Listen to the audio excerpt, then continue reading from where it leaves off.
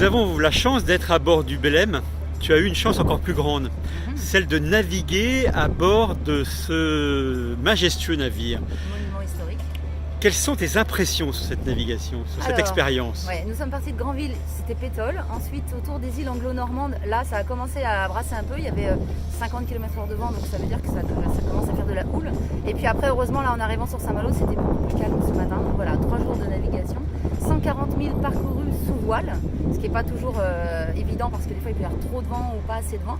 Et au total, 240 000 parcourus pour ce séjour de 3 jours. Alors, arrivé dans le port de Saint-Malo par ce temps, à bord d'un monument classé, enfin il est classé monument historique ce bateau, il y a un sentiment particulier, il y a une émotion particulière? Alors j'avoue qu'on travaille ici sur la ville, mais on n'a pas beaucoup l'occasion de passer les écluses sur un bateau.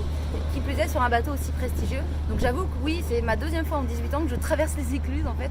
Et je me rendais compte que la ville elle est encore plus belle vue de la mer et qu'on est très très privilégié de pouvoir arriver sur ce bateau, donc ce 3 mâts si célèbre.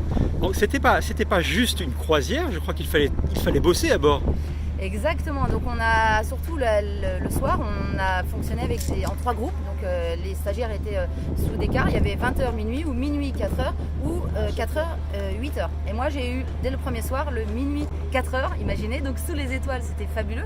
En plus il n'y avait pas trop de vent, il faisait pas froid, donc c'était vraiment très chouette. Et puis après cette nuit j'ai fait le 20h minuit et après je me suis couchée jusqu'à ce matin et j'avoue que c'est complètement différent entre le jour, la nuit, donc on aide l'équipage à tirer sur les bouts, sur les cordes, on les entoure autour du cabillaud. Voilà, j'ai appris plein de langages techniques que j'ignorais totalement. En tout cas, merci pour ce témoignage et merci aussi pour les très belles images que tu nous as données. Merci à vous. Merci.